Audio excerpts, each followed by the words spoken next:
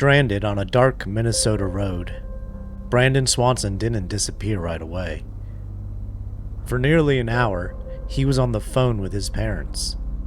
They heard him walking, gravel crunching under his shoes, his voice calm, completely normal. Then, without warning, he said 2 words. "Oh shit."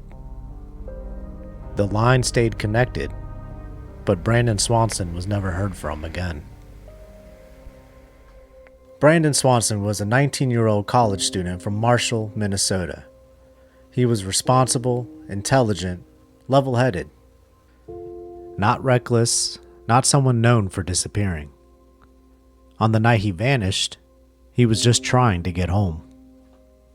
On the evening of May 13th, 2008, after finishing his spring semester finals, Brandon spent time with friends. That night, he attended 2 small gatherings. The first was earlier in the evening in Lind, Minnesota. Later, he drove to a second party in Canby. Sometime after midnight, Brandon left the Canby party and began the drive back to Marshall. Friends later said he was social, relaxed, but not drunk. Nothing about his behavior stood out as reckless or impaired. At some point during the drive, instead of staying on familiar highways, Brandon ended up on dark rural back roads. Roads with no streetlights, no houses, and no clear landmarks. Investigators believe that around 1:15 a.m., his car slid off the gravel road and into a ditch. The car wasn't badly damaged, and Brandon wasn't injured, but the car was stuck. For the next 30 to 40 minutes, Brandon stayed at the crash site. He tried to get the car out of the ditch himself, and he called several friends asking for help, but none were able to come get him. As time passed, it became clear he wasn't getting out on his own. At approximately 1:54 in the morning, Brandon called his parents, Brian and Annette Swanson. He told them that his car was stuck and that he believed he was near the town of Lind, Minnesota. Lind was only about 7 miles from his parents' house in Marshall, which gave them hope that he would be home soon. Brian and Annette got into their pickup truck and began driving toward Lind, staying on the phone with their son. While Brandon waited by the car, his parents tried to locate him. They asked him to look for road signs and whether he could see any headlights. They flashed their lights, honked their horn, and shouted Brandon's name into the darkness. Brandon couldn't see them, and they couldn't see him. As time passed, Brandon grew impatient. He told his parents he could see the town lights in the distance and believed it would be faster to meet them at a familiar location, the Linwood Bar and Grill. Tired of aimlessly driving through the dark, Brian and Annette agreed. So Brian dropped Annette off at home and then headed to the bar to wait. Instead of following the gravel road, Brandon decided to cut across nearby fields, telling his father it would be quicker. Over the phone, Brian could hear him walking through fields and hopping fences. At one point, Brandon mentioned that he could hear water nearby, though he wasn't sure where it was coming from. Brian could hear his footsteps, his breathing, the wind moving through open fields. His son sounded calm.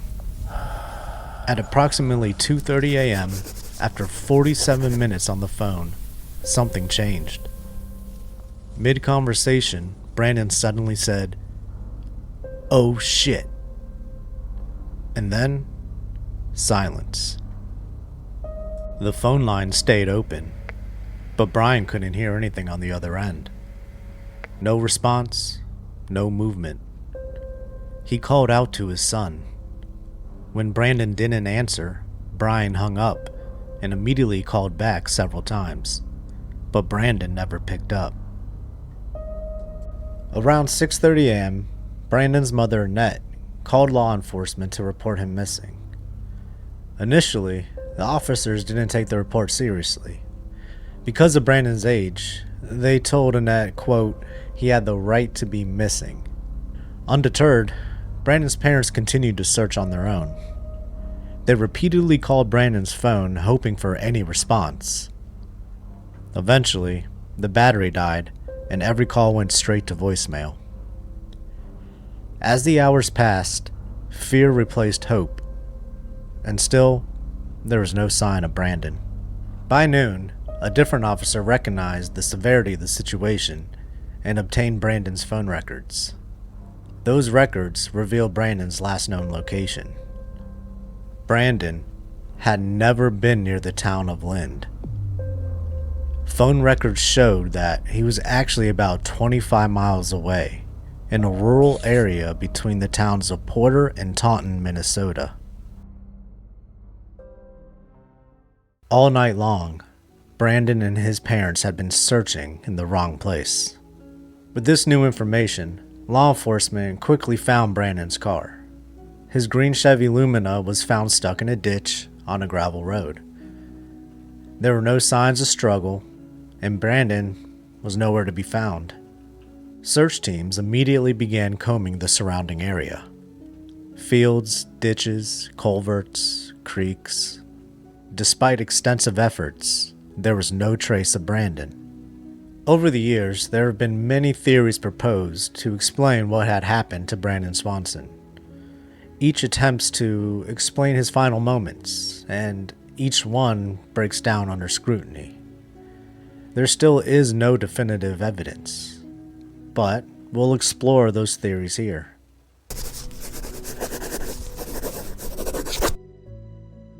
One of the most common theories is that Brandon fell into water. The area contains rivers and creeks, including the Yellow Medicine River, which could explain the sudden silence on the phone.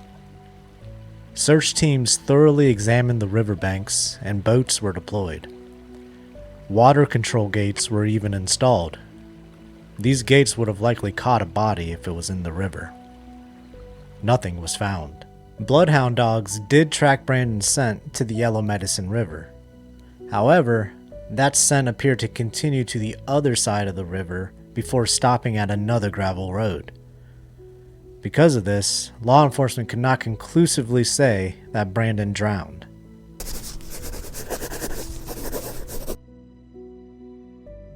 Another possibility is that Brandon was injured and later died from exposure. While possible, the areas surrounding his scent trail were searched repeatedly and extensively. If Brandon had collapsed nearby, investigators believe some trace, clothing, remains, or personal belongings would likely have been discovered. There is also the possibility of an unseen fall, a culvert, an old cistern, an abandoned well. These dangers do exist in rural areas, but no evidence was ever found to support this explanation.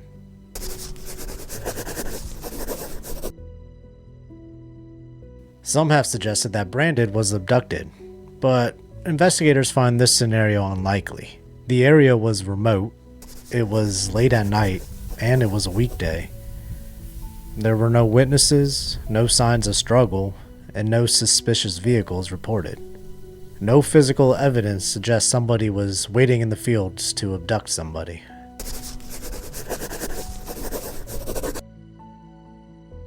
Another theory suggests that Brandon laid down in a field and fell asleep and was run over by farm equipment the following morning. Supporters point to reports that a scent dog led investigators to a nearby farm where Brandon's scent may have been detected on machinery, and that farmer refused to allow police to search his land. However, once again, there's no DNA evidence, no remains, and no physical proof. Skeptics also question how Brandon could have slept through loud farm equipment that was going to run him over. It's also important to note that several local landowners declined searches, often to protect crops or avoid liability, not just that specific farmer, making this theory difficult to verify.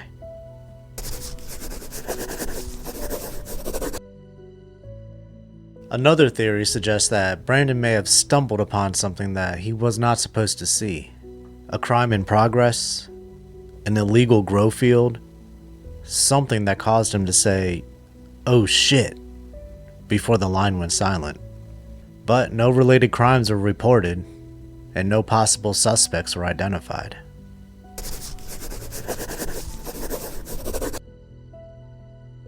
Finally, some believe Brandon was struck by a vehicle.